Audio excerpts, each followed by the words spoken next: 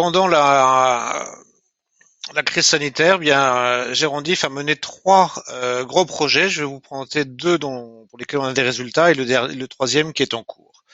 Donc le premier, c'est les titres Covid-Op. Donc c'était des patients hospitalisés pendant la première vague, hein, vous voyez, mars-mai 2020, dans les services de gériatrie Île-de-France. Et vous voyez, le taux de mortalité qu'on a eu est de 33%. Ça, c'est un chiffre qu'il faut quand même garder à l'esprit. Quand la Covid est arrivée au mois de mars, un patient sur trois est décédé dans les services de gériatrie. Alors évidemment, ce sont des patients qui étaient un peu sélectionnés parce que c'est pas ceux qui ont beaucoup accès à la réanimation, on va voir. Mais il y a quand même un taux de mortalité qui est très important et ça sera intéressant de voir dans un deuxième temps quel est le taux actuel de mortalité de ces patients, pour voir si on a progressé. Les facteurs qui étaient associés à la mortalité, vous voyez que c'était le score ADL, donc c'est-à-dire la perte d'autonomie. Plus les patients sont en perte d'autonomie et attrapent la Covid, plus ils risquent de mourir. Et puis les autres paramètres, c'est ce que j'ai entouré en bas, c'était l'importance de l'inflammation qui se voyait sur la CRP ou sur l'hyperleucocytose. Deuxième travail, donc on n'est plus à l'hôpital, mais là on est en EHPAD, et c'est l'étude Covid-EHPAD. L'objectif de Covid-EHPAD, c'était de décrire la symptomatologie clinique. Vous savez, au début, quand la Covid est arrivée, on attendait beaucoup chez des patients les signes pulmonaires, la fièvre, et en fait rapidement on s'est aperçu que il y avait des signes souvent atypiques chez les patients âgés. Et puis on a réalisé cette étude au moment où l'ARS avait mené une expérimentation de faire des PCR systématiques dans certains EHPAD en Île-de-France. Et donc, c'était une bonne occasion d'aussi avoir des chiffres de prévalence quand on fait des PCR systématiques chez des gens qui n'étaient pas forcément symptomatiques ou qui avaient des symptômes atypiques.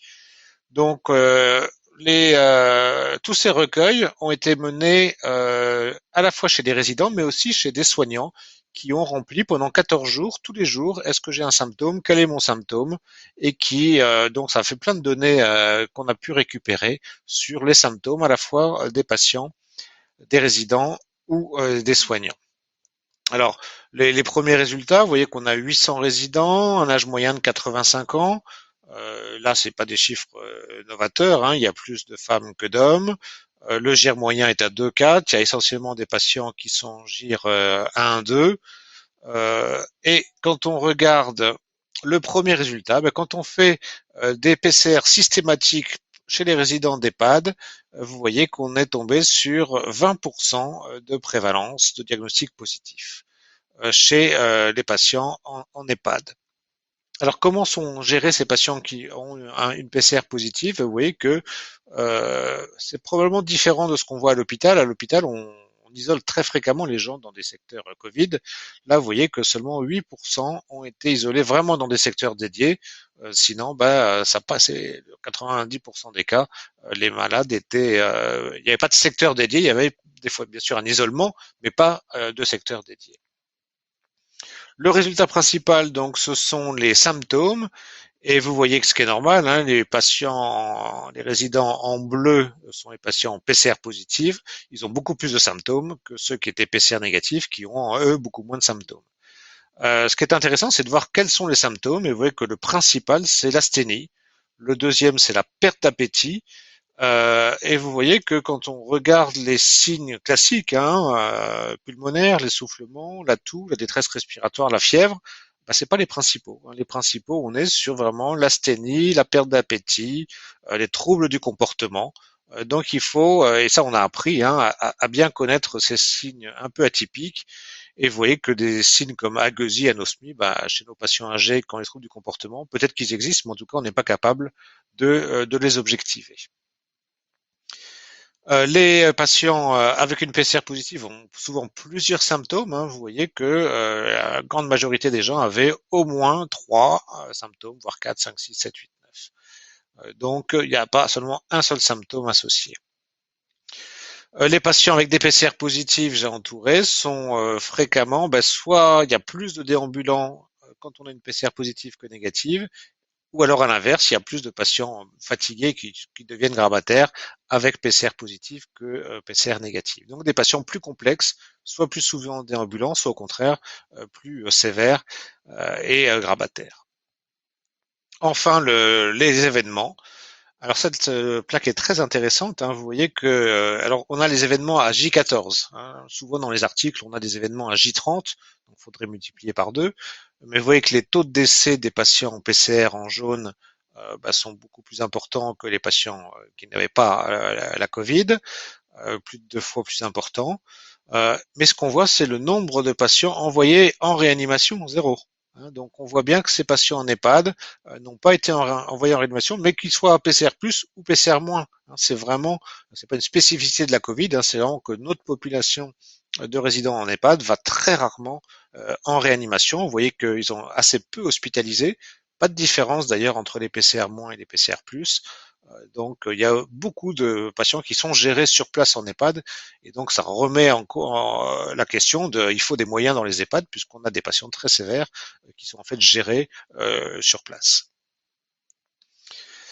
Dernier résultat, quand on regarde les patients asymptomatiques, bah heureusement la plupart des gens qui n'ont pas de symptômes, ils avaient pas le Covid, hein, puisque seuls 5% euh, des PCR+ étaient asymptomatiques. Donc le plus souvent, quand on a la Covid, on a un symptôme, même s'il est minime, comme de la fatigue. Alors dernier résultat, c'est sur les professionnels.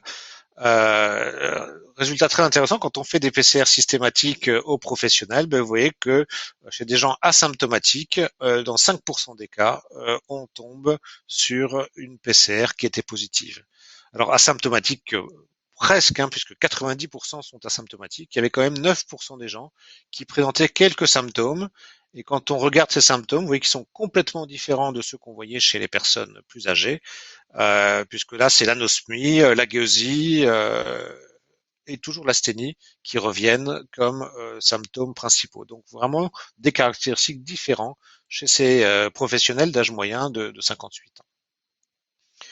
Dernière étude, je vais juste l'évoquer, c'est l'étude Cogevax qui est absolument majeure, hein, puisque on va évaluer les effets de la vaccination chez les patients âgés en EHPAD et en USLD d'Île-de-France, puisque vous savez que le vaccin de la Covid était évalué, mais quand on regarde bien l'article et toute la littérature, l'âge médian dans le papier et dans la plupart des articles, hein, 52 ans, ça c'est le premier papier avec le vaccin Pfizer, et que si vous regardez le nombre de plus de 75 ans, 1509 sur 44 000 personnes.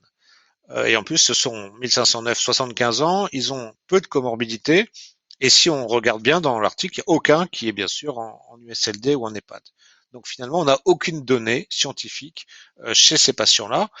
Donc il faut avoir des données, et donc c'est l'objectif de notre cohorte Cogevax. Chez des patients soit résidents en EHPAD, soit des patients en USLD, on va comparer sur 6 mois les événements de santé qui vont arriver, les hospitalisations, les décès, potentiellement les effets secondaires, à la fois chez des résidents ou des patients vaccinés, mais aussi chez des non vaccinés pour comparer l'efficacité et la tolérance. On regardera bien sûr l'efficacité, est-ce que les gens refont la Covid ou pas s'ils sont vaccinés, et puis toutes les complications. Et puis il y a un sous-groupe chez qui on va justement, au vu des données présentées tout à l'heure par le docteur Manel, voir un peu la réponse immunitaire en faisant des dosages, des sérologies, et voir si les gens répondent, quel est leur taux d'anticorps, puisque vous savez, on a vu que chez les patients âgés, la réponse immunitaire est plus faible. Quel est le taux de réponse immunitaire? 35 établissements ont répondu. Vous voyez, il y a 14 USLD, 21 EHPAD. Ça fera environ 4000 personnes. Aucune cohorte sur le plan national n'est aussi importante. Et donc, on va vraiment pouvoir répondre à une grande question. Euh, Quand on regarde, on a vu qu'il y a beaucoup de gens vaccinés. Donc, on aura 75% de vaccinés, 25% de non vaccinés. Il y a 4 évaluations donc à l'inclusion. Et puis ensuite, AJ21, donc avant la deuxième injection pour le Pfizer, au troisième mois et au sixième mois. Et on récupère, je ne vais pas les détailler, vous voyez plein d'événements, les décès, les hospitalisations, est-ce qu'on a fait de nouveau la Covid, des comorbidités, des complications locales, de la fièvre, des complications plus graves, beaucoup plus rares, hein, comme le Guillain-Barré, la paralysie faciale. Enfin, on a tout mis. Et donc là, on aura les données à 3 semaines, 3 mois et 6 mois. Et donc, bah, rendez-vous lors du prochain congrès, hein, pour nos premiers résultats préliminaires. Je pense qu'on aura déjà un premier résultat dans un mois. Cette étude, bien sûr, est complémentaire du travail de pharmacovigilance mené par la NSM, mais là, on va beaucoup plus dans les détails, puisque vous voyez qu'on regarde tous les syndromes gériatriques et toutes les complications.